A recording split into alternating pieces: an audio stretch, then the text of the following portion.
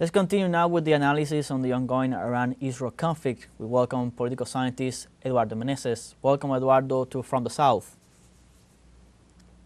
Thank you very much for the invitation. It's a pleasure to be here. It's our pleasure to have you, of course. Eduardo, it's the sixth day of the confrontations between Israel and Iran following the aggressions of the Israeli regime against Iran and now with their corresponding legitimate right to defense. What can you tell us of the context of what is happening right now in the Middle East? Well, first of all, I think that we need to recall the whole geopolitical context in which this is happening. We know that this is not only Israeli movement, but the United States have been preparing and collaborating with what is going on right now in this escalation of the conflict.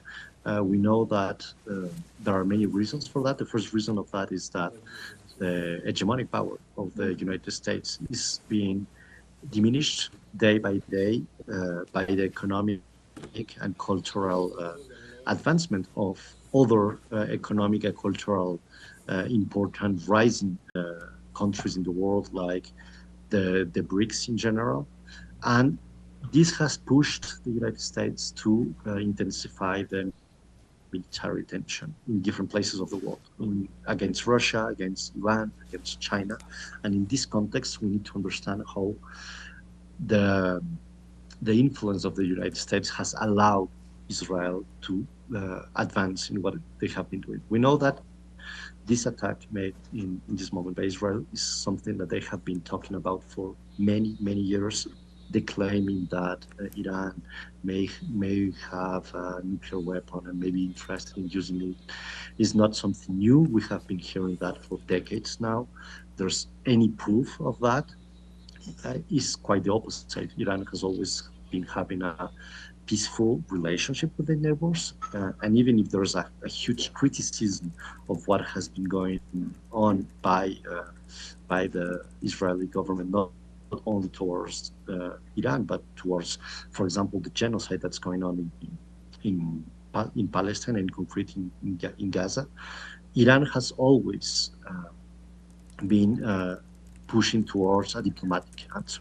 So we now see that Israel is being allowed to do what they have been planning for years because of this geopolitical context. So I think that this is the main thing that we need to understand, mainly because that pushes us also to understand that this is not going to end very soon and very easily, because this is serving the interests of the United States in this fight against losing its hegemonic power in the world, at the same time that it is serving, at the same time, the Israeli plan of extension in the territory, which has been already been deployed in Lebanon, has been deployed in Syria, and at the same time serving Netanyahu, which has been strongly been criticized internally in Israel, and he's using the external enemy as a way to be maintaining power. So I think that once we understand all these contexts, we can understand that what is going on right now is not just a detail, it's not just something that's going to pass very quick, but there's a deep geopolitical tension there. We have seen, Eduardo, in the recent statements of the U.S. President Donald Trump, its continuous threats against Iran and a possible U.S. direct intervention, because as we know, in a way they're already intervening by providing political and military support to Israel. But he has been threatening Iran with a direct intervention if they don't surrender, and the U.S. is demanding from Iran an unconditional surrender to the Israeli aggressions. But we are also seeing that within the U.S. there is a division of opinion about the involvement of the U.S. in this war. How will this impact the policy in the United States and the effect and the continuity of this conflict in the region? Something that's very interesting is to recall that, in fact, President Trump was one of the main critics of this idea of entering in a conflict against Iran in the past. He was really vocal about his criticism towards some Democrat presidents, saying that they may want to enter this kind of conflicts in order to, let's say, put the attention, the internal attention of the national problems on an external enemy. And in fact, what is very interesting to see here is that now it's exactly what Trump is trying to do.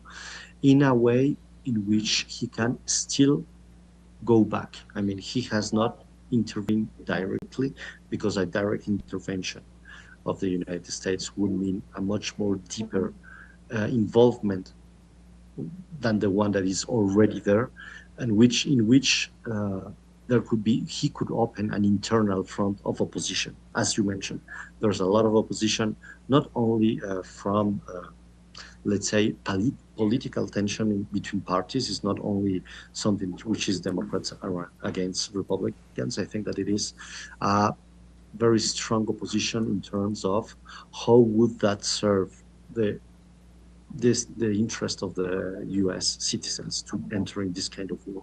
A lot of people do not see the link towards entering in this conflict and the interest of the United States, the people of the United States. So I think that the President Trump wants to continue pushing towards the militarization in this front against between Israel and against Iran, but trying to do not get directly involved, because in the minute he gets directly involved and he has no choice but to deploy maybe much more military forces and even a presence, U.S. presence in the region, that would signify for him opening an internal front that he already has a lot of things to deal with right now, and he's trying to play in this very limited and difficult place where he wants to seem strong, but at the same time doesn't want to get directly involved, which is totally a hypocrisy because he's totally involved. The US are totally involved in what's going on, but he's trying to manage that in a political way so that it doesn't open up a political front inside the US. Do you think that Israel's actions, they allege the justifications that they gave for the attack in Iran was to destroy the nuclear facilities because they claim that Iran was close to manufacturing a bomb, this is something that has been repeated by Netanyahu in particular for over more than a decade. Since the early 2000s, 2010s, 2012, 13, he has been saying that Iran is like months, weeks away from making a bomb. But just recently, Rafael Grossi provided statements saying that there is no evidence of a nuclear drive for a bomb in Iran, and also the own U.S. security intelligence community providing this annual report, this year's report, that there's no evidence also that Iran is not making any bomb, that the program has not been restored since the early 2000s.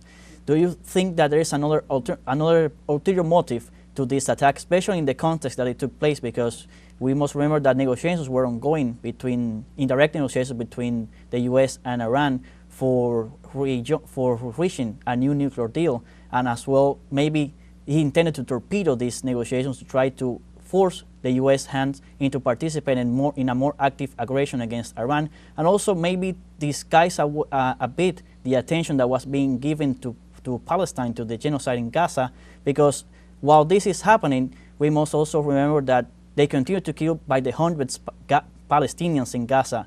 Just in the last 24 hours, over 150 people have been killed in Gaza. Do you think there were all these ulterior motives for Netanyahu's actions?